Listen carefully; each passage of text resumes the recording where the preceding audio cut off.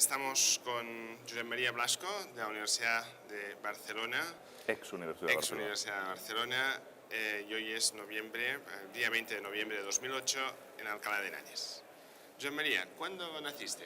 El 12 de mayo de 1960. ¿En dónde? En Barcelona. ¿Barcelona ciudad? Barcelona ciudad, sí. ¿Qué estudiaste? Estudié matemáticas en la Universidad de Barcelona. Empecé en el 87, me licencié en el 82. En el 77 me Sí. licencié en el 82, saqué el grado en el 83. Fui profesor en la Facultad de Informática de la Politécnica durante un año, pero no me gustó el trabajo, por varias razones. Trabajé en el centro, bueno, ha cambiado de nombre varias veces, pero lo que sería el centro de cálculo, centro de informática de la Universidad de Barcelona, desde que empecé la carrera en el 77, sin cobrar, hasta el 82, hacía trabajo voluntario, obviamente como no cobraba no me podían dar encargos. Después, a partir del 83, empecé a cobrar, entonces tenía que hacer lo que me decían mis empleadores, que era más aburrido que lo que se me ocurría a mí, como suele pasar en esos casos. Estuve trabajando en la universidad hasta el 87, si no recuerdo mal, y ahí me fui a trabajar para la Gesellschaft für Mathematik und Datenverarbeitung, que era una empresa de investigación semipública alemana, que llevaba el nodo central de la red de ARN en Alemania. Estuve 2 años trabajando ahí y bueno, después ya mi vida fue por otros derroteros, pero la parte que supongo que interesa con respecto al tema de ARN y al tema de Rediris sería esta, la parte curricular. Esta, efectivamente. ¿Recuerdas cuando tuviste el primer contacto con un ordenador? Sí, en el 77, cuando empecé la carrera de matemáticas, teníamos 3 asignaturas en primero. Una de ellas se llamaba cálculo numérico, y cálculo numérico, cosa que hoy día podría parecer bastante extraño, los primeros 6 meses se dedicaban a enseñar PL1, que es un lenguaje que hoy día no utiliza casi nadie ya, como herramienta para después en la segunda parte del curso poder hacer algunas cosas sencillas. Entonces a mí me fascinó extraordinariamente. Me acuerdo que le fui al profesor, le pedí por favor el manual, que en aquel momento eran manuales gordos, anillados, de 400, 500 páginas. Me lo fotocopié a medio tamaño, que es lo que me daba el presupuesto, y me lo llevaba encima a todos lados, hasta el lavabo. Me iba al lavabo, leía 2 páginas del manual de PL1, cogía el autobús, leía 2 páginas más del manual de PL1. Llegué a saberlo absolutamente todo del PL1. Me fascinó. Entonces el profesor, Joan Llopart, que en estos momentos creo que todavía es el jefe de sistemas de la informática de la Universidad de Barcelona, me llamó, me dijo que no había visto... Me llamó, me dijo que no había visto nunca una persona con tanto interés y tanta capacidad, y me nombró miembro colaborador del laboratorio de cálculo. Miembro colaborador del laboratorio de cálculo era una figura extinguida y vacía de contenido, pero era una excusa para que yo pudiese seguir utilizando el ordenador durante la carrera, cosa que si no me hubiese sido permitido hasta quinto. En aquel momento las carreras eran de 5 años. Digo el ordenador porque era el único que tenía la Universidad de Barcelona. Era un IBM 360 modelo 40, si no recuerdo mal, con memoria extendida. Memoria extendida quiere decir que tenía 96K. Era un 360, un 360 barra 40, creo.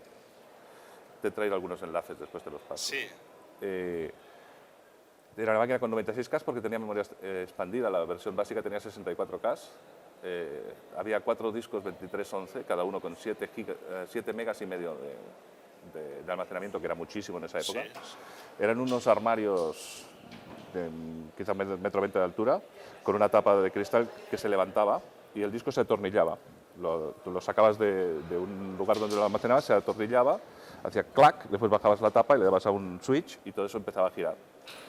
Y los discos eran extraíbles, 7 megas y medio cada disco. El ordenador tenía 4 unidades de disco, 2 unidades de cintas, una lectora de fichas, una perforadora de fichas, una impresora y una consola de operación, que era una especie de máquina de escribir con estas bolas tipo IBM Selectric que hacía clac, clac, clac, clac, clac, clac, y iba escribiendo las letras.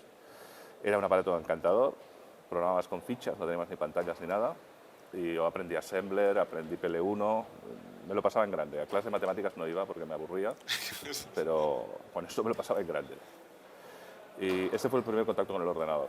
encantador, no me molestó nadie. No. Normalmente los planes universitarios tienen el problema de que solo sirven para la gente que no sirve para nada, ¿no? Es decir, si a uno realmente le interesa algo, la universidad tendría que ser un lugar de consultoría, es decir, bueno, yo hago mi trayectoria de investigación y cuando necesito algo voy a preguntarle a un tipo que sabe para que me oriente. Ahora, esto de tener que hacer una asignatura y otra, esto siempre es algo que se le ha ocurrido a otros, no tiene que ver con el propio plan de investigación, ¿no? Entonces yo me salvé de que la universidad me volviese idiota a base de hacer informática durante toda la carrera de matemáticas. A los exámenes de matemáticas iba como un trámite, bueno, creo que tengo una media notable, que no está mal, teniendo en cuenta que no estudié nada, y lo que aprendí realmente es informática. Entonces la informática nadie me enseñó, lo cual tiene también algunas pegas, ¿no? Pero tiene muchas ventajas, en el sentido de que no tuve que adaptarme a la idea de nadie. Entonces fue una cosa muy extraña, porque yo empecé esto aprendiendo PL1, me fascinaban los lenguajes, porque los lenguajes eran como eran. En esa época había un gran debate sobre cómo tenían que ser los lenguajes. El PL1 inventado por IBM, venía a ser el lenguaje que terminaría con todos los lenguajes, iba a terminar con el Fortran y con el COBOL y no sé qué. Y al cabo del tiempo salió Pascal, Sí. que en aquella época era una novedad mundial. Y cuando yo estaba haciendo tercero de carrera, o sea que esto debería ser el del 79, llegó una cinta con el Pascal P4 desarrollado en el ETH de Zúrich por Wirth y su equipo, por Jensen. Entonces, la Universidad de Barcelona se planteó, bueno, la universidad, informalmente la gente del centro de cálculo se planteó la posibilidad de hacer una adaptación de esa cinta para el entorno nuestro. Y 3 personas nos presentamos voluntarias, quedamos para el cabo de 15 días. Una de ellas era Joan Llopart, la persona que me hizo colaborador del centro de cálculo, el jefe de sistemas. Otro era una persona que no me acuerdo cómo se llamaba, que era operador y que después creo que terminó dirigiendo la Guardia Urbana en el Ayuntamiento de Barcelona o algo por el estilo, y el otro era yo, que era un estudiante de 19 años en este momento. Quedamos en reunirnos al cabo de 15 días. Al cabo de 15 días yo tenía un plan trienal preparado con una estrategia de desarrollo, los otros no habían hecho nada, me lo quedé yo. Entonces yo cogí esa cinta y la implementé, hice una implementación en Assembler del Pascal, y el primer compilador de Pascal de la Universidad de Barcelona, que se utilizaba para dar cursos a los profesores universitarios, lo hice yo, antes de que saliese la versión comercial de IBM. Y después de esto, bueno, en esa época había un debate frenético sobre cómo tenían que ser los lenguajes. El ejército americano había financiado la creación también del lenguaje que iba a terminar con todos los lenguajes, en este caso era el ADA, que todavía colea. Entonces el ADA incorporaba algunas ideas nuevas, se estaba empezando a hablar en las universidades de tipos abstractos de datos, y entonces yo empecé, por el método de bootstrapping, a ir modificando el lenguaje que compilaba mi compilador, de manera que incorporaba algunas cositas de ADA, algunas cositas de lenguajes experimentales como CLU y Alphard. Era un lenguaje muy, muy bonito, muy divertido. Todo esto lo hacía para divertirme y en mi tiempo libre. Entonces, algunas personas bien intencionadas pensaron que había que capitalizar esto, quiere decir, empezar a ponerle objetivos, empezar a utilizarlo políticamente. Se lo cargaron, claro, porque intentaron hacer un lenguaje que pudiese funcionar en catalán y en castellano. A mí esto era una trivialidad técnicamente, pero intentaron aprovecharse del impulso político que tenía el catalán en ese momento. En fin, empezó a ser todo mucho más aburrido. Entonces, en el contexto de este aburrimiento es donde yo empecé a interesarme por EARM, por la Internet. Claro, es la segunda pregunta. ¿Cuándo fue tu primera experiencia con la red, con Internet o con, en este caso, EARM, ¿no? Claro, yo soy más antiguo, yo soy de la red EARM. Sí. No recuerdo bien si fue el 85 o el 86, esto tengo mis dudas, porque no tengo ningún documento, me imagino que es el 86. Bueno, en aquel momento existía Bitnet. Bitnet se había creado porque había la posibilidad de conectar ordenadores entre sí. 2 universidades americanas dijeron, ¿por qué no lo probamos? Lo probaron, vieron que funcionaba bien y entonces crearon una regla comprensible para todo el mundo, que era, tú te puedes enchufar a nosotros y dejas que alguien se enchufe a ti. Así funcionaba Bitnet. Cuando los americanos ya estaban conectadísimos, los europeos estaban perdidos, porque los europeos siempre tienen estas peleas políticas que los ingleses quieren aparecer, que no tienen nada que ver con el continente, que los alemanes y los franceses siempre están peleándose por cuál tiene la hegemonía, y estas porquerías, con lo cual no hacían nada. Entonces IBM dijo, bueno, como ustedes no se ponen de acuerdo, y nosotros les generamos la estructura interpaíses y ustedes se montan los países por dentro. Intentó generar la red EARM, que sería una réplica de la red Bitnet, pero claro, con naturaleza europea. Entonces esto naturalmente partió de los alemanes y había una reunión fundacional de lo que tenía que ser EARN en España.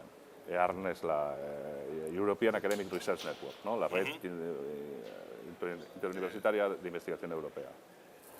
Entonces se hizo una reunión en España y el Víctor Marqués, que en aquel momento era el director del Centro de Informática de la Universidad de Barcelona, dio un golpe de efecto ofreciéndose y diciendo que tenía recursos, lo cual es dudoso, visto en perspectiva, para albergar el centro de la red EARN en España.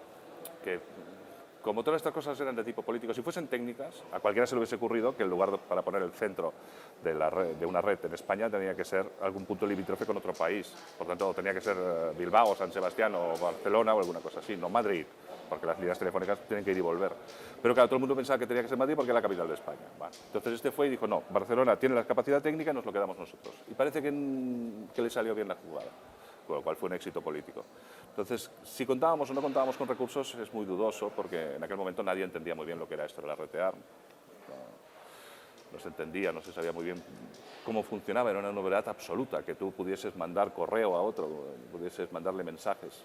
Era una red muy divertida, lo que permitía era mandar ficheros, mandar unas cosas que no eran ni correos, se llamaban notas, y mandar lo que hoy ya serían mensajes instantáneos. Era un talk, algo parecido. No, era... había una cosa que se llama send file, que quiere decir enviar fichero, y que era una manera de coger un fichero y mandárselo a otro. Otra cosa que se llamaba note, que quiere decir nota, y que era como una especie de versión muy básica del correo. Y otra cosa que se llamaba tel, y el tel era un programa escrito en Rex, que lo que hacía era, nada, que al otro le aparecía plop, como una cosa que le interrumpía en la pantalla en un color brillante. Instant messaging de ahora. Una especie de instant message, sí. Y bueno, esto es todo lo que había. Entonces, bueno, nosotros... ¿Qué fecha estaríamos hablando de esto, de la reunión fundacional de ARN? ¿Estaríamos en el 85? 85-86. ¿Hay algún papel? Habrá algún papel, pero yo no... Muy bien. No lo he podido encontrar. Se establece pues el nodo se establece en la Universidad de Barcelona. En la Universidad de Barcelona. Entonces, bueno, ahora, ¿qué se suponía que tenía que hacer Barcelona? Bueno, por una parte, tenía que administrar... claro, a ver, hay que entender cómo funcionaba la red EARN, ¿no? La red EARN no tenía ninguna posibilidad de sobrevivir. No tenía ninguna posibilidad de sobrevivir porque era una red que estaba pensada a imagen del funcionamiento jerárquico de las empresas. Es decir, era una red centralizada, era una red jerárquica, en el sentido de que tenía que haber alguien que le explicase a todos los demás cómo funcionaban las cosas. ¿Qué quiere decir esto? La Internet es una red TCP/IP y TCP/IP está diseñado explícitamente para soportar ataques nucleares de tipos de guerra. Esto quiere decir que si hay una línea entre Barcelona y Madrid y otra línea entre Barcelona y Bilbao y otra línea entre Bilbao y Londres y otra entre Madrid y Londres, si cae una bomba en uno de los dos lados, la información puede seguir fluyendo por el otro. Fue diseñada explícitamente con esta idea. Por lo tanto, es una red que se autoconfigura. En cambio, la red EARN no. La red EARN es una red donde hay un mapa fijo de cómo son las cosas, hay alguien que compila ese mapa y alguien que informa a los demás de cómo utilizar el mapa dentro de su lugar, ¿no? ¿Esto qué quiere decir? Quiere decir que, por ejemplo, si todos los nodos españoles salían por Barcelona, si el flujo de la red, el flujo informático salía por Barcelona, sí, todos los nodos españoles tenían que saber que para ir a un nodo que no estuviese en España había que pasar por Barcelona. Esto se llamaba lo que se llama una tabla de rutas, ¿no? Que decía, para ir a tal sitio hay que salir por aquí. Claro, esto es un problema que en algunos casos es muy sencillo y en algunos casos es muy complicado. Por ejemplo, si yo soy un nodo A conectado exclusivamente a otro nodo B y este nodo B conecta a todo lo demás, la tabla de rutas es trivial. A todo se va por B. Pero si yo estoy en medio de una estrella compleja, tengo que tener unos listados complicados diciendo a tal sitio se va por aquí, a tal sitio se va por aquí, para poder distribuir el tráfico. Ahora, ¿cómo genero yo esta tabla de rutas cuando tengo una red con 8.000 nodos? Es muy complicado. Entonces tenía que haber una autoridad central, que en este caso era el señor de IBM, que se llamaba Bertolt Pask, que era un tipo que tuvo una persona que tuvo un papel muy importante en el desarrollo de ARM, que compilaba cada mes, con las novedades y las pérdidas que había habido en la red, compilaba el mapa de rutas, lo generaba para cada uno de los nodos y se lo mandaba. ¿Voluntariamente? No, era una cosa pagada por IBM. Por IBM. O no sé si generaba un máster y tú te lo compilabas en casa, Sí, pero sí. bueno, es igual. Se supone que tú recibías cada mes una actualización, tenías que hacer determinada cosa y ponerlo en algún sitio. Entonces, ¿qué pasaba? Que la gente no lo hacía. Porque en aquel momento, bueno, por ejemplo, el Centro de Supercomputación de Cataluña estuvo varios años que no funcionaba en absoluto, porque lo pusieron para codearse con Montpellier, porque Cataluña también tenía que tener un centro de supercomputación, pero no lo sabían usar. Esto es un escándalo, pero es así. Había una máquina con 6 procesadores y solo utilizaban 2, porque no sabían instalar el sistema operativo que utilizaba los 6 procesadores. Cataluña no es el único caso. Esto pasaba en todas partes del mundo. El Centro de Supercomputación de Montpellier, que tenía una importancia enorme porque era el centro vertebrador de toda Europa, porque había dos nodos que vertebraban naturalmente Francia y Alemania.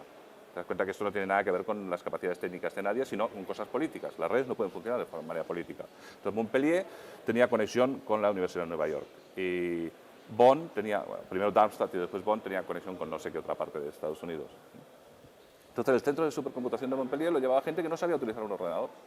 Les entraban... Había una cosa realmente patética. Los manuales de bueno, los mainframes son máquinas muy caras, complicadísimas de instalar y con los manuales que no hay que no les entienda, ¿no? Entonces, cuando te viene un mainframe, bueno, todo empieza haciendo bootstrapping con una cinta, tienes que poner la cinta, entonces se van cargando unos discos y no sé qué. Y hay un manual que dice, defina un sistema básico, defina un sistema. Ahora, cree un usuario para el administrador y, por ejemplo, y póngale una contraseña. Por ejemplo, crear usuario, administrador, contraseña, administrador. Entonces, como resulta que los tipos que les daban los mainframes eran tipos que les daban los mainframes como recompensa política o por lo que sea, pero no por su capacidad, y no tenían ni idea de cómo funcionaban las cosas, cogían el manual y copiaban. Crear usuario, administrador, contraseña, administrador. Con lo cual, la contraseña del administrador, todo el mundo sabía cuál era la que ponía el manual. Entonces, los de IBM sacaron un upgrade de la versión de VMSP versión 3 a la versión de VMSP versión 4, que era una Password Maintenance Facility o no sé qué, Enhanced Security, estas cosas, que consistía en que si tú ponías una password que estaba en los manuales de IBM, te decía que no.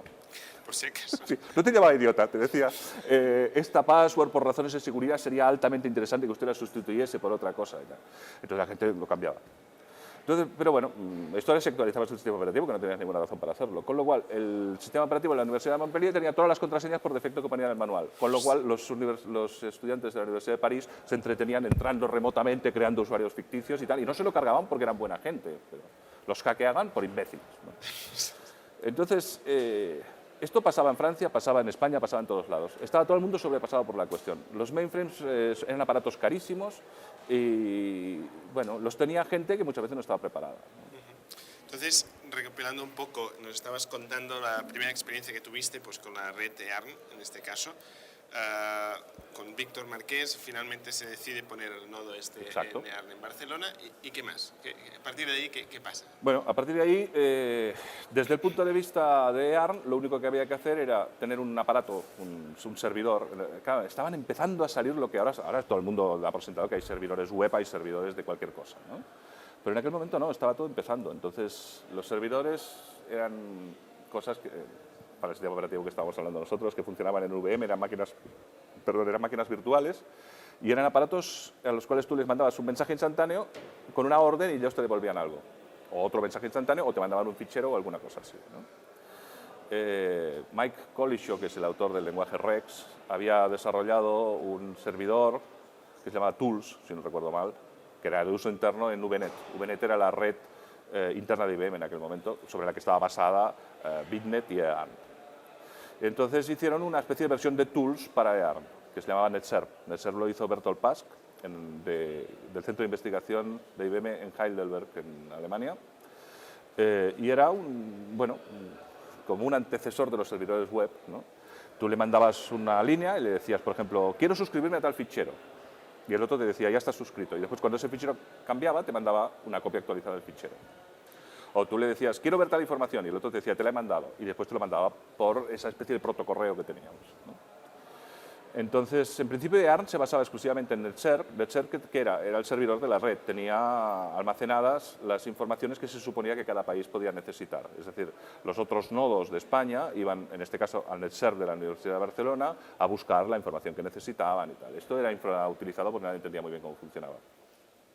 Mientras tanto, había una efervescencia creativa, en el sentido de que, por ejemplo, Eric Tomás, antes de crear el listserv, había creado Chat, el primer chat con cara y ojos de Bitnet, EARN, NetNorth y todas estas redes asociadas, lo hizo Eric Tomás cuando tenía, creo que 14 o 15 años, en Assembler. ¿Solo 15 años? Sí, era fuera de serie. Era un programa de chat espeluznante que permitía seguir trabajando con el sistema operativo, funcionaba en coloritos y los tenías, que en aquel momento pantallas de color eran un lujazo, eran las 3270, modelos 3270 con color, era rarísimo de ver. Y bueno, él creó el chat y lo distribuía gratis. Después hubo gente que crearon el relay. El relay sería lo que ahora son las chat rooms. El relay funcionaba con canales, tú te conectabas a un canal y hablabas, lo que sería ahora una chat room. Esto también lo hizo gente que se divertía haciéndolo. ARPANET ya existía, aunque solo era para los militares, con lo cual ya estaban empezando a aparecer todos los requests for comments, ¿no? Todos los RFCs, en particular el RFC 822, que en aquel momento era novedoso, que era el que especificaba cómo tenía que funcionar el correo electrónico. Con lo cual hubo gente que desarrolló, no recuerdo quién era, no recuerdo. ¿Desarrolló qué? Desarrolló lo que sería un mail transfer agent, ¿no? Un agente de transferencia de correo. ¿Perdón? Ray Tomlinson, que es el que inventó el mail. No, pero estoy hablando de los que lo hicieron en EARN, en Bitnet, para ser precisos. Vale. Hubo alguien, que no recuerdo quién es, que desarrolló un mailer se llamaba Mailer, el servidor, para Bitnet. Este mailer lo que hacía era una especie de correo RFC 822 para Bitnet, que Bitnet no tenía RFC 822, tenía una herramienta ad hoc creada por IBM que se llamaba Node. Todo esto funcionaba a base de que tú creabas el fichero RFC 822, le ponías una envoltura SMTP y después lo mandabas en batch al mailer, y el mailer lo cogía, hacía la ruta y lo mandaba, ¿no? Y en su momento empezaron a haber pasarelas internet con todo esto, era muy bonito. También lo hizo alguien, gratuito, lo distribuía. Después los de la Universidad de Nueva York, que yo no sé quién lo hizo, pero sé que se encargaba una persona que se llamaba Judith Molka, desarrollaron el primer listserv. Pero el primer listserv lo hizo la Universidad de Nueva York, era muy primitivo, funcionaba muy mal, todo se tenía que administrar manualmente, la persona que tenía que administrar eso que no le daba abasto, con lo cual estaba todo el mundo descontento, no funcionaba nada bien. Y Eric Thomas, que no sé qué edad debía tener, pero 16 años o algo por el estilo en aquel momento, y que era un estudiante... ¿Se escribe con H? Eric Thomas con H, sí. Con H. Que era Eric Tomás era un personaje muy curioso. A los 14 años, está en su currículum, está en la internet esto. Sí. Desarrolló unas cosas fantásticas hechas en ensamblador y sobre los 16 o 17 empezó a desarrollar lo que se llamaría a la larga listserv y al principio listserv revisado en fines de semana. Lo hacía en fines de semana. Tenía acceso a un mainframe. Había una escuela que era la Escuela Central de París, que era una escuela pequeñita, universitaria, que tenían un mainframe, no sabían qué hacer con él, como solía pasar en estos casos, pues se lo habían puesto porque tocaba políticamente, pero no tenían nadie formado para usarlo, y el otro se presentó ante la dirección y les dijo, mira, yo te administro la máquina si me la dejas usar los fines de semana. Los otros le dijeron que sí, y él quedó encantado porque podía usar la máquina el fin de semana, tenía unas pantallas de color, era una máquina nueva, estaba encantado. Y en fines de semana empezó a desarrollar el listserv. Entonces había un ambiente muy bonito, también era una época pionera, en la internet. Claro, como las máquinas eran muy caras, solo se las dejaban utilizar a los doctores o a los doctorandos o a los profesores universitarios, y solo utilizaban matemáticos, físicos, químicos, biólogos, lingüistas computacionales. Era una época elite, ¿no? Y entonces, dentro de esa élite empezaron a aparecer fenómenos de voluntarios, ¿no? Que es que la gente hacía programas por el prestigio que te daba hacer ese programa y que los demás te considerasen que eras un fiera, ¿no? Y así salieron casi todos los servicios de EARN y de Bitnet, salieron así. El único servicio creado por encargo fue el NetServ, que estaba muy bien, que es esto que había escrito Bertolt Pask. Entonces, el problema está en que cuando uno compró EARN, lo que tenía que poner era NetServ. Todas esas otras cosas del mailer, del relay, del chat, del listserv, no se sabía si venían con el paquete o no, la persona encargada normalmente no entendía nada y ahí se generaron todo tipo de problemas. Es decir, se produjo una proliferación desordenada de estas cosas. Por ejemplo, yo me encargaba, a pesar de que no estaba en mi departamento, yo tenía que encargarme de otras cosas teóricamente, pero yo me encargaba del LISER de la Universidad de Barcelona. Era alfa tester del LISER.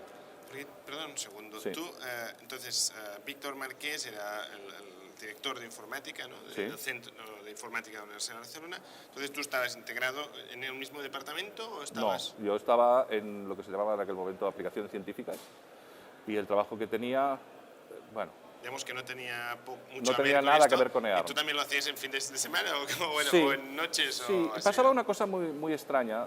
Yo había desarrollado este lenguaje que se llamaba VL, el lenguaje de la Universidad de Barcelona, y que se estaba utilizando como herramienta para la docencia de informática a los doctorandos y doctores de la universidad. Esto se utilizó durante varios años. Incluso hay gente que hizo una tesis doctoral con esto. Gente que ahora está en la Facultad de Psicología de la UB, trabajando ahí, hizo la tesis doctoral haciendo estudios sobre mi lenguaje, ¿no? Entonces, era un lenguaje de programación. Un lenguaje de programación. Un lenguaje de programación que se llamaba VL, lenguaje de la Universidad de Barcelona, y del cual yo había escrito el compilador, como una modificación del compilador de Pascal P4, que tenía características avanzadas para su época y que tú podías compilar programas en catalán, en castellano o en inglés. Había escrito un libro, después te lo enseño. Y bueno, ese libro se utilizaba como herramienta docente, había gente que daba cursos sobre esto y tal. Entonces se les ocurrió hacer una versión para el PC, que acaba de aparecer, una versión para el IBM PC de este lenguaje. Y yo dije que no tenía tiempo, porque tenía que encargarme de la versión del mainframe, que era demasiado trabajo. Entonces contratamos a una persona para hacer esto y esta persona tenía fobia social. Entonces, como tenía fobia social, resulta que no le gustaba verse con los demás compañeros de trabajo porque le daban miedo. Te explico las cosas que pasaban. ¿No? Ya por qué pasaba eso no sé. ¿Y contratasteis a alguien que no podía ver a nadie? Y sí. Entonces el otro me decía, no, yo preferiría venir de noche porque los compañeros me asustan. Y yo decía, bueno, pues vamos de noche. Entonces él venía de noche a trabajar y yo también. Pero yo no tenía nada que hacer porque estaba esperando que él terminase su trabajo. Entonces de noche, con toda la máquina para mí, que encima podía ir a la consola de operación y ponerme máxima prioridad, todos mis usuarios iban a toda leche. Bueno, empecé a navegar, lo que ahora sería navegar, que en aquel momento no navegar, no había web ni nada. Y empecé a descubrir esto, que había el mailer, que había el listserv, que había el tal, que había el cual. Y después hacía el pepito grillo. Iba a ver a la persona encargada de esto y le decía, oye, ¿por qué no tenemos mailer? Y Blasco, ¿qué es el mailer? Y, ¿por qué no tenemos listserv? ¿Y qué es el listserv? Entonces yo hacía presión para que se pusieran estas cosas. Entonces estas cosas se ponían, pero se ponían a disgusto y a desgana, porque a mí no me correspondía. Entonces el otro sentía que le estaba quitando el lugar de trabajo. Yo no le quería quitar ningún lugar de trabajo. Lo que quería era poner unas cosas que veía clarísimo que eran necesarias poner y que si el otro lo sabía hacer, pues yo lo hacía yo. Pero, claro, yo era muy joven, no tenía estas preocupaciones por el futuro, el otro sí, entonces esto generaba interminables problemas políticos, entonces me hacían consejos de guerra, pero Blasco, ¿por qué quieres cuáles son tus intenciones reales poniendo el listserv? No, mis intenciones para poniendo el listserv es que funcione el listserv porque es necesario tenerlo. Bueno. Entonces, claro, bueno, como suele pasar en estos casos, ¿no? Política. Entonces, bueno, esto quiere decir que tuvimos correo en la Universidad de Barcelona, nos convertimos en un centro puntero en Europa. A pesar de los tontorrones de mis empleadores que me miraban con suspicacia. Es decir, a todo el mundo le parecía estupendo, menos a mis jefes, ¿no? Yo contribuía en las listas. Bueno, después te explicaré cómo esto es una cosa que quedó validada. Bueno, ya te lo digo ahora. Cuando me peleé con los de la Universidad de Barcelona, me peleé un viernes y el lunes siguiente tenía una oferta para ir a coordinar la red en Alemania. Entonces, los alemanes no son tontos. ¿Por qué me llamaron? Porque veían que yo tenía un nivel técnico muy alto. Entonces, es decir, que a todo el mundo le parecía estupendo, menos a mis jefes, que en realidad no les interesaba un bledo la EARN. Les interesaba un bledo EARN porque estas cuestiones político-feudales. Es decir, hemos conseguido arrebatarle el nodo central de España a Madrid. ¡Ja! Y ya está, ahora ya está hecho. Cuando ya lo tienes, después que alguien se encargue. Cuanto menos recursos, mejor. Una cosa de tipo político no les interesaba realmente. A mí sí que me interesaba. Entonces, a los que les parecía mal era a los que se encargaban de la universidad, a los políticos, por decir así, ¿no? Entonces, bueno, ahí empezó a entrar el mailer, empezó a entrar el listserv, empezó a entrar todas estas cosas que las puse yo. Y lo cual es interesante, como en aquel momento todo dependía de si había algún tipo que entendía y que vibraba con la cosa, que la cosa funcionase o no funcionase, hubo un momento en que el nodo más importante de Europa fue Barcelona. De AM. Sí. En cuanto al listserv. Pero esto quiere decir en cuanto al tráfico, porque lo que generaba tráfico en ese momento era el listserv. Claro, esto mucha razón de ser no tenía, pero esto se debía a que los de Montpellier tenían sistema operativo MVS, por razones también que les salía de, no sé, que no tenía ninguna justificación, y los alemanes tenían una máquina en VM, pero era muy chiquita, estaba en Darmstadt y la llevaba una persona digna, pero que mucha marcha no tenía. Entonces, como yo sí que tenía marcha, el nodo central de Europa era Barcelona. Cosa que los barceloneses ni se enteraban, miraban con suspicacia, les parecía que para ver por qué lo tenían que ser, y los demás lo agradecían, los usuarios sí, porque gracias a eso se ahorraba mucho tráfico intercontinental y las cosas iban más deprisa. Esto realmente es una historia curiosa, ¿no? Entonces, a partir de aquí te vas hacia Alemania, ¿no? Me voy a Alemania, claro. ¿A trabajar para Liserv o para EARN, digamos? Bueno, ¿no? digamos, yo había hecho... Bueno, digamos que esta situación finalmente se rompe, Esta ¿no? situación finalmente se rompe, claro. Yo estaba utilizando el Liserv para 50.000 cosas. Me había hecho amigo de Eric Tomás, que era el creador del Liserv. Era alfa tester del Liserv. Cuando salía cualquier cosa nueva me lo mandaba a mí primero para que lo probase. Y encima había hecho una modificación muy fuerte del Liserv, porque era código abierto, entonces lo había modificado para permitir algo que hoy día es una estupidez, pero que en aquel momento era una maravilla, que era el acceso controlado fichero a fichero a los minidiscos del sistema VMCMS. Quiere decir que VMCMS en ese momento no tenía directorios y no tenía accesos por ficheros, sino que tú tenías un acceso de lectura o de escritura a un disco y punto. Y en cambio yo utilizando... ¿Tenías que copiarte todo el disco? No, eran discos, en general eran discos compartidos y tú solo lo utilizabas como cliente o bien el disco era tuyo. Entonces, para poder hacer cosas más sofisticadas era complicado y yo había hecho un sistema de control fichero por fichero utilizando Liserv como frontend. Esto era inmensamente popular, lo utilizaban los propios usuarios del centro de informática porque era demasiado bueno, pero la gente de sistemas le daba mucha rabia porque yo no estaba en sistemas y entonces pensaban que les quería mover la silla, porque todos eran gente más preocupados por su silla que por hacer algo decente, ¿no? El de Internet, el de ARN estaba preocupado porque quería decir el Liserv, el otro estaba preocupado por esta modificación que había hecho yo. Yo estaba preocupado por hacer cosas que sirviesen. Las empresas no les gusta la gente que está preocupada por hacer cosas que sirven. Les gusta la gente que está preocupada por entender la jerarquía, y bueno, en fin, y por las cosas de tipo feudal. Más que las empresas, yo diría organizaciones. Las organizaciones burocrático-empresariales de tipo, sí. Sí, las empresas a veces funcionan, sí. Las administraciones públicas no, sobre todo en Europa. Entonces, si tenemos que cortar algunas cosas. No, encantado, muy bien. Cortad lo que queráis, a mí me da lo mismo. Muy bien. Entonces, decías, hiciste el sistema perdón. Hice este sistema que se llamaba Discos, entonces lo utilizaba todo el mundo del centro de informática a tope, funcionaba estupendamente, pero claro, los de sistemas decían, una herramienta fundamental en nuestro funcionamiento la ha hecho este tipo que no es de sistemas. Entonces, un día cambiaron el director. Entonces, al de sistemas se le pusieron por corbata, dijo, como venga el nuevo director y vea que esto tan importante en sistemas lo ha hecho este chispas que no es de sistemas, se me va a caer el pelo. Entonces vino y me hizo directamente lo que se llama un chantaje. Me dijo, como pasa esto y a mí no me gusta que pase esto, cuando venga el próximo director le diré que esto que has hecho tú lo he hecho yo. Yo, no uno de mi equipo. No, yo. Lo cual es increíble porque, bueno, en fin. No importa. Entonces yo le dije que esto era un robo y que tenía unas horas para reconsiderar su actitud y que si no yo me iba. Le dijo que no reconsideraba la actitud. Bueno, entonces me fui el viernes, mandé una carta de dimisión a la internet, me fui y el lunes por la mañana tenía una oferta para ir a trabajar en Alemania. Los alemanes pensaron, este tipo sabe demasiado, nos lo fichamos. Una oferta para ir a ser, yo en aquel momento no entendía muy bien cuál era la oferta, para ir a ser lo que era el Network Country Coordinator, el coordinador central de la red, el coordinador de la red en Alemania. Entonces, bueno, me fui a Alemania, me llevé todos los programas que había desarrollado en Barcelona, hice que Bonn, que en aquel momento tenía el nodo central alemán, que lo acaban de migrar de Darmstadt, que Bonn fuese el hub de información más importante de Europa, lo cual tenía mucho más lógica que no que lo fuese Barcelona.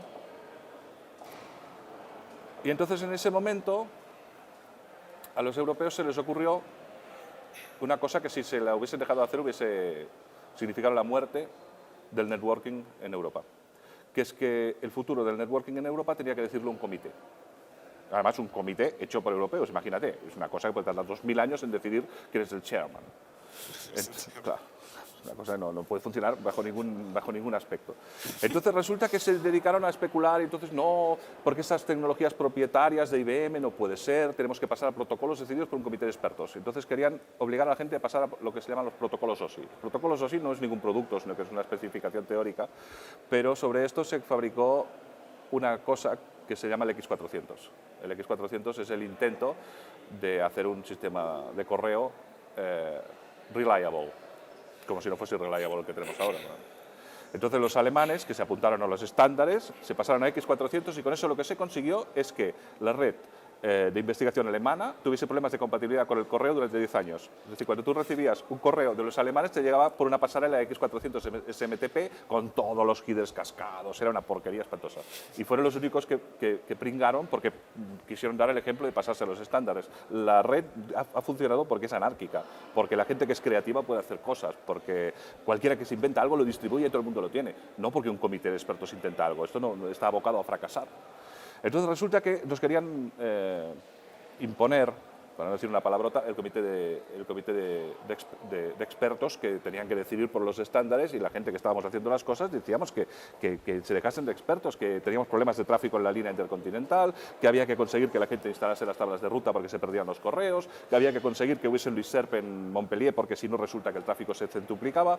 Y nosotros decíamos, no, cuando tengamos los protocolos OSI lo van a solucionar todo. Entonces, bueno, varios nos cabreamos y yo muy modestamente, porque yo no había hecho ninguna contribución muy importante, pero retiré los productos que había hecho del acceso europeo para presionar. LISERP hizo lo mismo por solidaridad conmigo, traigo los emails, después te los muestro. Eric Thomas hizo lo mismo con el LISERP. Cuando dices retiro, digamos que no Bueno, dejaste que se instalaran nuevas copias. Claro, yo dije, saco la nueva versión, la versión vieja ya no está disponible y ahora la versión nueva solo la pueden obtener los americanos, pero los europeos no. Ostras. Entonces esto generó un cacao bestial porque salieron mis empleadores a decir que cómo me atrevía, que ellos me pagaban la máquina y que yo tenía, y les dije que no, que este producto lo había hecho en fines de semana, que no era suyo. Entonces salieron todos a opinar que sí, que de quién es la propiedad del trabajo hecho en fines de semana. Bueno.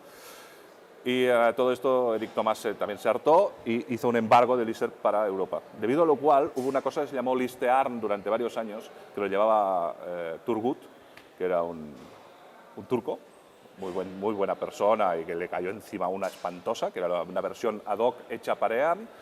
Y debido a eso, ahí fue donde Eric Thomas inició el camino en convertirse en una empresa privada y debido a eso LISERP es un producto comercial. Entonces, como yo volví a tener problemas con las autoridades, me harté, me largué, me fui 2 años a hacer de hippie a Ibiza y después volví lentamente a la informática, pero con el tiempo me convertí en director de una escuela de psicoanálisis, lo que soy ahora, que la mejor decisión que he tomado en mi vida. O sea, un matemático, informático de vocación, haciendo, ¿cómo has dicho? Una escuela de una escuela de psicoanálisis. De psicoanálisis. Sí. Empecé a estudiar psicoanálisis en el 91 y era un tema que siempre me había interesado y lo había estudiado por mi cuenta, como todo el mundo, como casi todo el mundo, a los 14 años, la interpretación de los sueños y el malestar en la cultura, el porvenir de la ilusión, esas cosas. Después, cuando estudiaba la carrera de matemáticas, resulta que me hice muy amigo de un tipo que era pésimo matemático y después se pasó a psicología y que también era lector de Freud, compartíamos este tipo de lecturas. Y siempre me había interesado el tema. Empecé a estudiar formalmente en el 91, bueno, y con el tiempo vine a Barcelona y fundé una escuela con gente mayor que yo. Y ahora soy director de una escuela de psicoanálisis, me dedico a la informática, me hago la informática a mí mismo. Sí, es la primera vez, sí. la primera vez que estoy de acuerdo con los jefes. Claro, no me peleo con la dirección. Sí, sí. Pones en marcha los proyectos tú mismo, ¿no? Claro. Muy bien.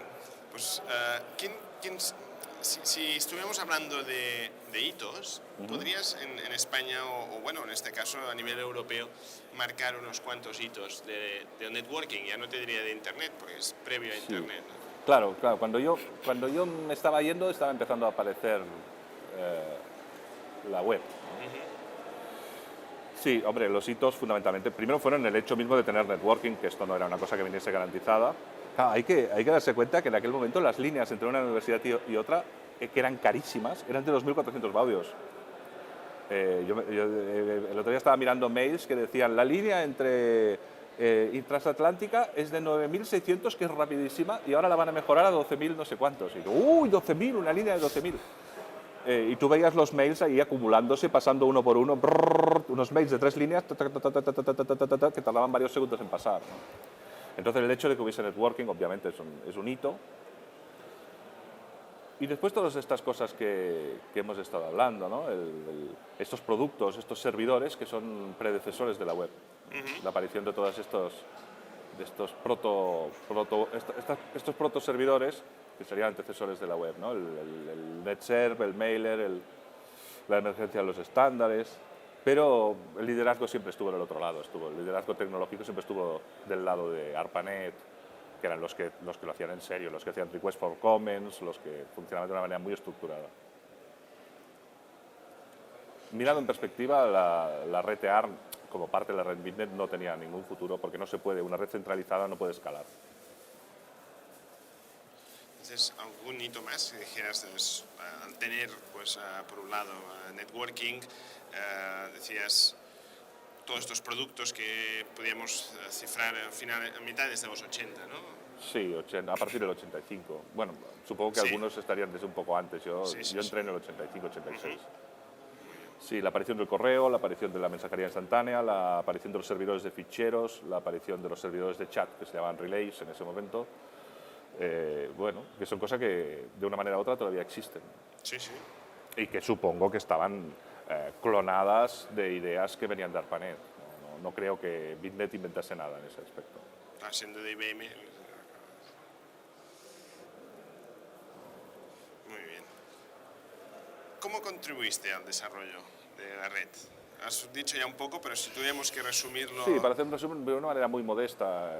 Digamos, por una parte fui el encargado oficioso de la red ARM en España, en la Universidad de Barcelona, entre 1985-86 y cuando me fui a Alemania, que debe ser el 87 o 88, no tengo las fechas muy claras en la cabeza.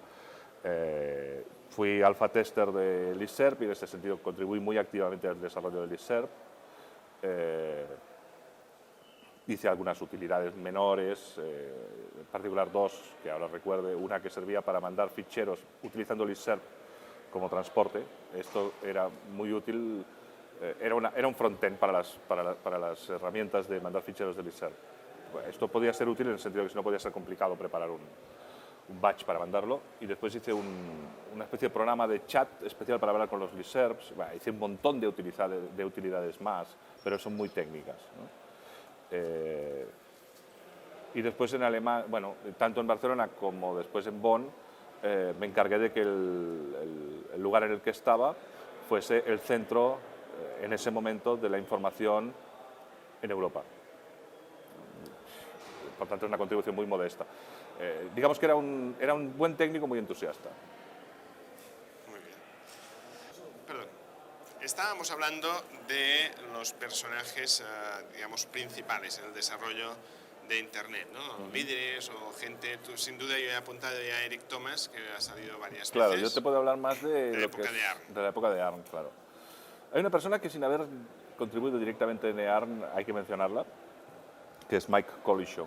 Es el autor del lenguaje Rex, porque casi todas las cosas que se hacían en ese momento, o muchas de las cosas que se hacían en ese momento, estaban escritas en Rex. En particular, ListServ, las primeras versiones estaban escritas en Rex, NetServe estaba escrito en Rex, y es un lenguaje que sigue existiendo, fantástico. Ahora han habido muchos, sería como el abuelo del Python y de este tipo de lenguajes. Tenía cosas que en ese momento eran extraordinarias y que ahora son normales para lenguajes interpretados, pero que en ese momento eran un diseño absolutamente fulgurante, que se cargaba completamente todas las nociones que había en ese momento sobre lo que tenía que ser un lenguaje. Entonces Mike Collishaw tiene que figurar porque en ese lenguaje se permitió una ebullición de creatividad desarrollada alrededor del sistema operativo... ¿Está grabando? Sí, alrededor del sistema operativo VMSP.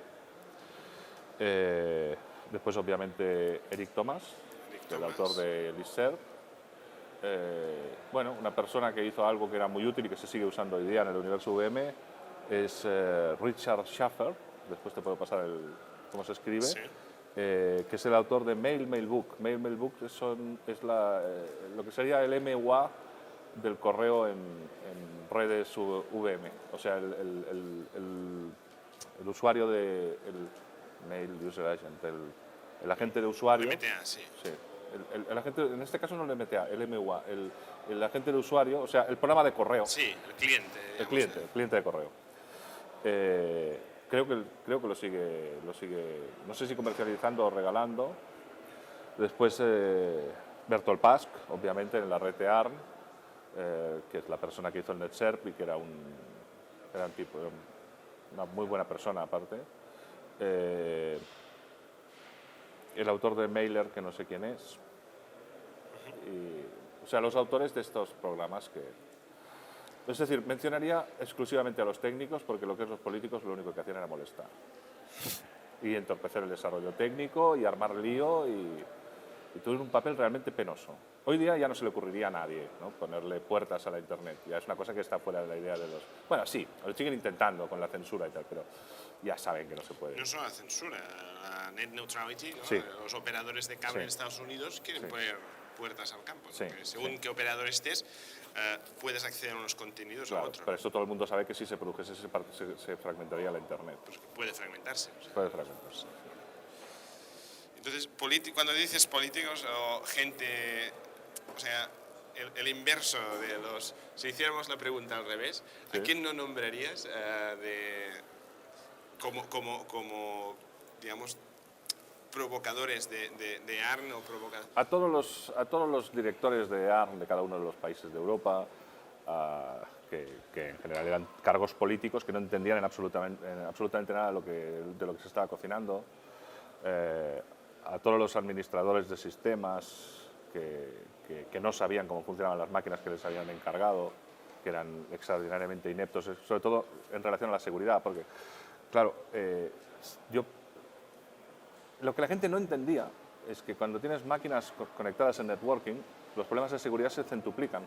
Esto no les entraba en la cabeza. Y, bueno, sigue pasando. Yo me acuerdo,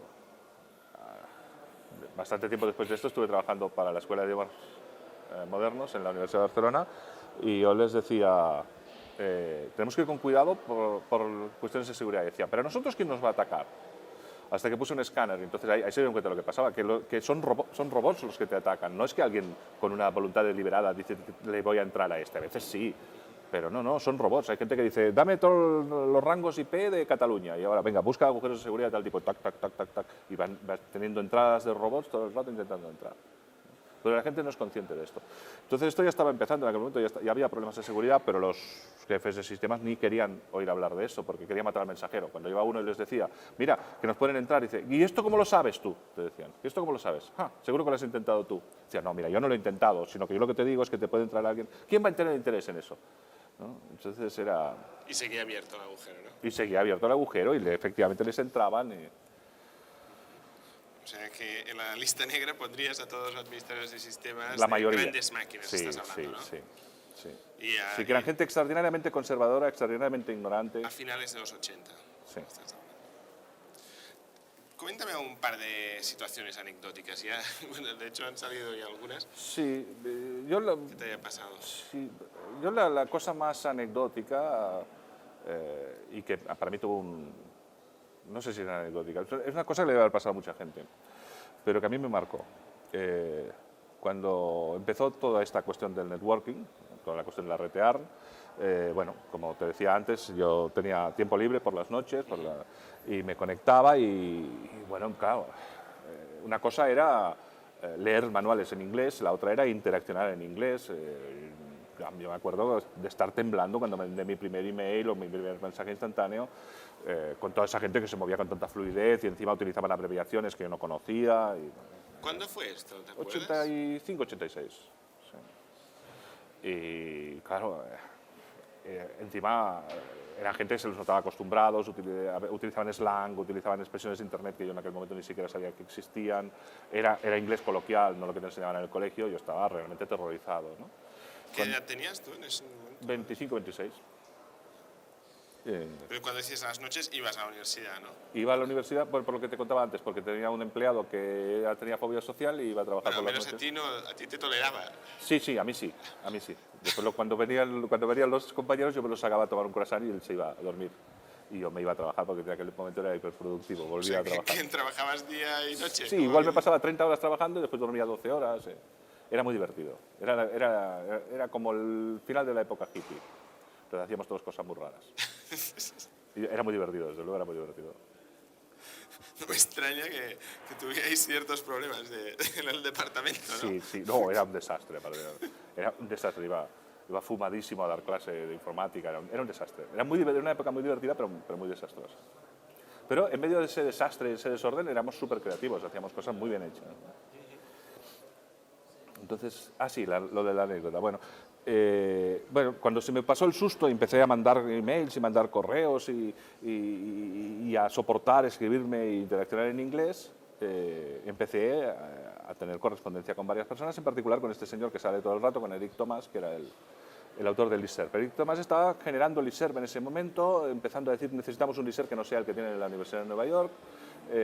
Yo escribiré uno, entonces, bueno, yo empecé a ser alfa tester, todo lo que contaba antes. Y claro, con esta persona yo me acuerdo que alucinaba mucho porque programaba mucho mejor que yo, aprendí un montón de cosas de él, escribía mejor inglés, encima era capaz de hacer poesía satírica en inglés estilo Shakespeare. Yo estaba impresionadísimo, me figuraba que sería una persona de unos 40 años, mayor que yo, con más experiencia vital, bon vivant. Entonces, al cabo de un año y medio así de conocerlo electrónicamente, un día que tenía que ir a París, con la que en aquel momento era mi novia, dije, ¿por qué no aprovechamos y vamos a saludar a este tipo que me gustaría conocerlo? Total que fuimos, nos costó encontrar la pequeña escuelita universitaria, llegamos, vimos al Bedel, le dijimos queríamos hablar con el señor Eric Thomas. Eric, ahora lo llamo. Le llamaron y salió un chavalito de 18 años, con unas gafitas, como en los tópicos, con unas gafitas de pasta, escuchimizado, casi sin cuerpo, 18 años y pinta de niño. Después era un niño, era un genio, pero el aspecto corporal era el de un niño. Entonces, claro, a mí me impactó mucho. El otro muy amable, nos llevó a no sé dónde, fue súper amable conmigo y con mi novia, nos enseñó el ordenador. Estamos todos un poco nerviosos porque volver de carne una relación que ha sido de electrones nunca es fácil, ¿no? Y bueno, y después yo me quedé pensando, ¿no? Me quedé pensando porque para mí era una herida narcisista, de alguna manera, aceptar que yo en aquel momento tenía 26, 27 años, empezaba a ganar bien la vida, había sido profesor en la universidad, estaba bien instalado y de repente ver que un niño de 18 años había sido mi maestro durante 2 años era un shock, ¿no? Pero claro, yo me di cuenta que no podía traicionar lo que me había pasado con esa persona, que realmente había sido mi maestro, y que si yo empezaba a despreciarlo porque era un niño, yo estaba traicionando mi propio aprendizaje, yo no podía hacer eso. Pero ahí me empecé a dar cuenta de por qué mucha gente lo maltrataba a ese genio. El tipo era un genio, pero lo maltrataban porque no podían soportar gente de 40 años que ese niño de 18 años les diese lecciones. Entonces, para mí esto fue una enseñanza moral fuertísima, ¿no? Fuertísima. Me hizo pensar mucho, me hizo darme cuenta de que, bueno, que en realidad el aspecto del otro siempre nos distorsiona para escucharlo. Que el sexo del otro, el aspecto del otro, la edad del otro, la gordura, la fealdad, la belleza, todo eso nos distrae. Nos distrae de escuchar lo que tiene que decir. En ese sentido, las relaciones electrónicas son las relaciones más humanas que hay, porque no nos distraemos con eso. En contra de todas estas tonterías que dice la gente, que dice, qué frías las relaciones electrónicas. No. Yo conocí a mi mujer así. Claro. Así, era neutro y totalmente. Claro. Sí. En contra de todas estas burradas que dicen, qué frío las relaciones electrónicas, porque la cercanía humana, no. La cercanía humana lo que hace es distraerte, volverte un poco tonto, y como resulta que hay alguien que te gusta, entonces ya lo encuentras inteligente. Estas cosas que se sabe que pasan. Como resulta que tiene buenas tetas, entonces piensas que es muy inteligente lo que dice. Hasta que te cansas de las tetas y entonces vuelve a ser estúpida. En cambio, si no le hubiese visto las tetas, siempre hubiese juzgado lo que dice por lo que dice. Por eso las cosas tienen que ser por escrito, ¿no? Incluso en los entornos virtuales, que si acaso después decimos alguna cosa sobre esto, en los entornos virtuales la gente se resiste a utilizar la voz, porque la voz ya es un elemento demasiado imaginario, ya te captura demasiado, me gusta, no me gusta. En cambio, si es por escrito, solo juzgo lo que dice. Y eso es la relación más humana que hay, ser juzgado por lo que uno dice, no por el aspecto que tienes, que eso lo decidieron los genes, o el Banco de España, o alguna cosa por el estilo. ¿Qué piensas sobre el futuro de Internet? ¿En el sentido de qué cosas van a venir, por ejemplo? Sí. Bueno, yo ahora estoy retirado. Yo ya no me dedico profesionalmente a la informática desde hace 4 o 5 años, por lo tanto voy a opinar como un aficionado, ¿no? Pero algunas cosas así salteadas, ¿no? Por ejemplo, yo creo que hay que estar muy atento a todo lo que se llaman ahora cloud computing. Por ejemplo, un ejemplo bueno son todas las APIs que está lanzando Google, todas las Google Data APIs, las APIs de programación de Google, Porque claro, ahí lo que aparece es una idea como de un inmenso backend universal. Y en ese backend universal se enchufa el correo, se enchufan todas las aplicaciones, ¿no? Una especie de base de datos macro universal, completamente linkable. Esto, claro, es el sueño de la programación, ¿no? De hecho, hoy día se pueden hacer cosas que la gente no las usa, pero que son impresionantes, como hacer una hoja de cálculo que la hago yo y la comparto en 3 de aquí y después la linko con otra hoja de cálculo que hace no sé quién, no sé dónde, y tenemos un sistema de archivos distribuido universal que lo da Google gratis. La gente no es muy consciente de eso. Google Docs es muy poco conocido. Es muy poco conocido y en cambio antes que si el NetWare, que si el Nobel, que si el no sé qué, que si el JFS, que si el tal, que si los sistemas de archivos distribuidos, hoy día que lo tiene todo el mundo y la gente no se ha dado cuenta. Pero esto es fundamental, va a ser un backend universal, ¿no? Bueno, son tonterías, esto ya se sabe, pero bueno. Y después la otra cosa que yo creo que tampoco se le da la importancia que tiene, no sé si habéis visto estos anuncios del Google G1, que lo da T-Mobile en Estados Unidos, sí, que hace así, ¿no? Está con la visión de Google Street Maps y hace así y el acelerómetro te cambia en tiempo real lo que estás viendo. O sea, el tipo está así y está en la Plaza de España. Entonces aquí se ve la Plaza de España, o la Cibeles, se ve el monumento de la Cibeles. Entonces hace así y al hacer así el acelerómetro mueve el movimiento, nota el movimiento y cambia dinámicamente la imagen que se ve en el móvil, de manera que ahora ya no se ve la Cibeles, sino que se ve lo que hay aquí. Y hay bueno, son cosas promocionales. Hay alguien haciendo así y se ve cómo cambia. Dices, bueno, ¿esto para qué sirve? Bueno, esto sirve porque si tú tienes Google Street View decorado semánticamente, y decorado semánticamente puede ser decorado semánticamente por una red de tipo web 2.0, por una red social. Es decir, que a mí me gustan los restaurantes chinos o los japoneses, y en particular soy un fan del ikanato. Entonces resulta que me gusta saber cómo preparan el ikanato, pero hay una red social de restaurantes japoneses que la gente se dedica a compartir cómo se comen los diversos restaurantes y además se le puntúa a la gente por si sus opiniones son fiables o no, con lo cual hay un sistema de prestigio. Entonces se sabe que las opiniones de Pedrito son las más valiosas y entonces yo llego a Alcalá de Henares, me pierdo porque el taxista, dándose cuenta que soy de Barcelona, me quiere cobrar 50 euros en vez de 25, me hace dar vueltas por todo el núcleo histórico de Alcalá de Henares. Entonces yo salto del taxi, cojo el G1 que me salva, digo, ¿dónde está el lugar donde comer un ikanato que me relaja porque me gusta la comida japonesa? Y me lo dice el G1. Comentado por Pedrito, que tiene puntuación 10 en la escala de los comentadores. Es decir, o esto estará, como en la ciencia ficción, en las gafas. ¿No? Tampoco es tan difícil poner un acelerómetro, a lo mejor ahora no podemos, pero en 5 o 10 años se podrá un acelerómetro en la gafa y entonces yo estoy paseando por el mundo a visión desnuda o paseando por el mundo con decoraciones semánticas. Entonces digo, avísame de dónde están los restaurantes japoneses, o avísame de dónde están los monumentos interesantes, o avísame de no sé qué. Y la gafa me lo va diciendo, van apareciendo cosas plip, plip, plip, por ahí que me va informando. Es decir, camino por la calle, pero estoy acompañado por el mundo, estoy acompañado por la gente. ¿No? Hay una socialidad difusa, continua, que me acompaña en todo lo que hago. Entonces esto está a la vuelta de la esquina. Esto va a producir una brecha digital del carajo, porque va a haber gente que se apunte a esto y entonces estarán todo el día conectados y viendo lucecitas y no sé qué, y yendo a los lugares y contribuyendo a las redes sociales, y mucha gente que va a decir que esto es frío y que prefiere distraerse con el aspecto de la vecina o de su mujer.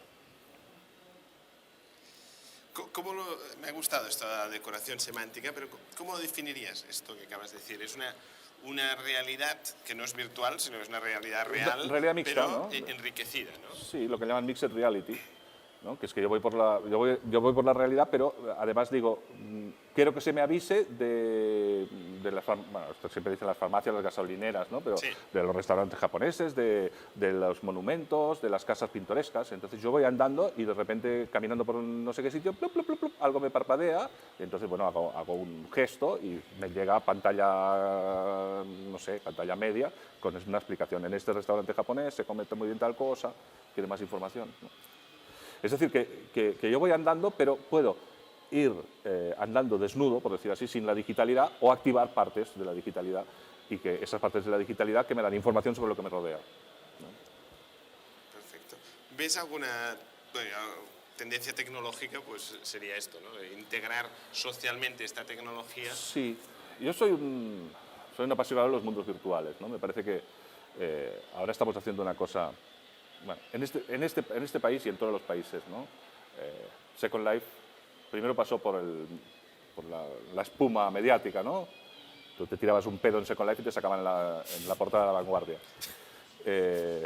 Después se arrepintieron Y ahora resulta que se trata de decir que Second Life es un lugar de imbéciles, solo utilizado por los tarados y por los adúlteros, y un lugar que destroza la vida de las familias. Es decir, la derecha religiosa ha ganado el debate, al menos de momento, ¿no? Entonces, ahora ha salido una noticia, no sé si la han visto porque es bastante hilarante, una noticia donde dos gordos infectos... Sí, se han separado. Sí, dos gordos infectos, pero son feísimos, son, Sí, son sí. gente que habría que... Creo que están acogidos en un casting, ¿no? Tendría que estar prohibido por el comité de estética, ¿no?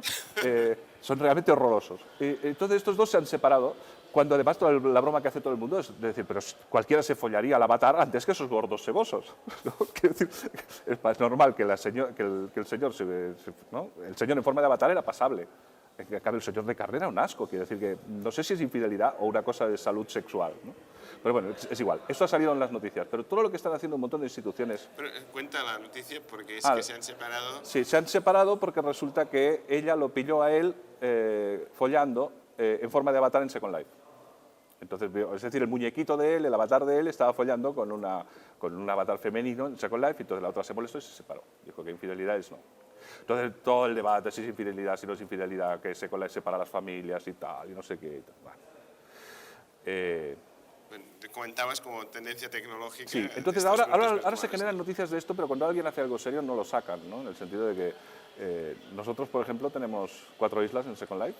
Estamos dando clase desde el año pasado, estamos en el 2008, desde el 2007, desde septiembre del 2007. Hay clases que nos vienen 20 reales y 20 virtuales. Tenemos realidad virtual y realidad real mezcladas, ¿no? Estamos en clase, hay un profesor real, que soy yo, un montón de alumnos reales que están ahí delante, y un cañón que proyecta una imagen de Second Life. En Second Life hay un aula virtual, donde vienen alumnos virtuales, y hay un muñequito que me representa a mí, que es mi avatar. Los de Second Life ven un vídeo de la realidad, con lo cual están viendo a los reales y nosotros estamos viendo a los virtuales. Lo que nosotros decimos se transmite al aula virtual y los de los virtuales están escuchando lo que decimos en tiempo real, y si ellos intervienen se escucha por los baffles y se les escucha como si estuviesen ahí. Es decir, tenemos parte de la asistencia en virtual, parte de la asistencia en real. Esto es un chollo para cualquier empresa del mundo porque permite ampliar tu aula y, aparte de tener el aula física aquí, tener una aula virtual en la cual te viene gente de cualquier parte. El otro día tenemos una persona de Bogotá, tenemos alumnos fijos desde Madrid, alumnos fijos ¿Cobráis por esto? ¿Cobráis, no? Sí, claro. Algunas cosas sí, algunas no. Hacemos conferencias gratuitas, nos viene una persona de Bogotá. Hacemos un curso de pago, nos viene gente de Madrid, gente de... Entonces, esto que realmente es útil para las empresas no lo sacan porque es en Second Life. Si Second Life sí ya se sabe, es para follar y todo eso, ¿no? Entonces, bueno, yo soy un apasionado de los mundos virtuales. ¿Por qué? Porque los mundos virtuales permiten la generalización de la experiencia que yo tuve con Eric Thomas. Es decir, como tú eres un avatar y todos los avatares son hermosos, porque... Nadie se diseña un ideal feo, ¿no? O se lo diseña para ser feísta, pero entonces se hace muy popular en un subgrupo que les gusta eso. Pero si no, todo el mundo es bonito, todo el mundo es joven. Entonces, todas esas barreras imaginarias desaparecen. Otra vez, solo se escucha lo que se dice. ¿Sí? Con lo cual, yo creo que esto es una... Son las barreras del interface humano, digamos. Claro, ¿eh? claro. Sí, del hecho de ser de carne, ¿no? Claro. Del hecho de ser de carne, en vez de ser electrónicos. Pero porque somos de carne envejecemos, además nos pasan un montón de cosas que son de tipo animal, ¿no? Mecánicas. Mecánicas, claro, cuando envejecemos empezamos a caminar mal, tenemos digestiones pesadas, ¿no? Y además nos pasan cosas de bicho. Este nos gusta mucho porque resulta que la especie quiere que nos reproduzcamos y entonces nos vuelve completamente tontos, lo encontramos inteligente aunque sea tonto, porque lo que queremos es copular, ¿no? Lo que se llama la sobrevaloración sexual del objeto, que está estudiado esto. Veo a alguien y como resulta que quiero copular con esa persona porque la especie pide que me reproduzca, empiezo a encontrarle todas las excelencias. Entonces todo lo que dices está muy bien. Esto se ve, ¿no? La distorsión que produce el amor en la inteligencia de las personas. Cuando ya me desenamoro, digo, no era tan inteligente, ¿no? Entonces, hay muchas cosas que tienen que ver, sí, con el hecho de que funcionamos con interfaz de carne. Y esto, obviamente, toda la tecnología va hacia... O lo mismo que hablábamos antes de las redes sociales, ¿no? ¿Qué es más humano? ¿Qué es más humano? ¿Hablar con mi vecina del tiempo o hablar con un tipo que no conozco, que no sé qué edad tiene, que no sé qué sexo tiene, que no sé qué color de la piel tiene, que no sé qué opciones políticas tiene, de algo que nos interesa a los dos? Es más humano lo segundo. Es decir, las redes sociales son más humanas que la socialidad normal. Lo que pasa es que esto va a costar mucho tiempo que se entienda. o sea, la desubicación, porque dices, Sí. la vecina no has escogido tú. Exacto, Eso, exacto. No, y además, porque todo el mundo dice, todos estos movimientos de retorno al campo y tal, ¿no? Que dicen, volvamos al campo, a lo rural, la ciudad. Pero ¿Quieres? con internet. Y entonces, No, sí, no, pero no puede funcionar, porque dices, con la ciudad es tan deshumanizada. No, perdón, lo que es inhumano son los pueblos pequeños. Porque en los pueblos pequeños todo el mundo sabe con quién te acuestas. Todo el mundo te controla la vida sexual.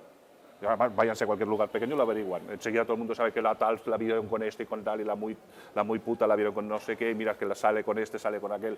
En cambio, en la ciudad no. En la ciudad hay anonimato. Y el anonimato hace que la vida sea más humana, porque tener que depender de la maruja de enfrente no es una manera de vivir, eso es inhumano. eso está. Sí. Muy bien, pues Bueno. Josep María, creo que nos extendamos más. Bueno. Creo que tú has sido muy interesante. Y Muchas gracias. vamos a dejar aquí lo que es la entrevista. Y pues muchísimas gracias. Gracias a ti. Pionero.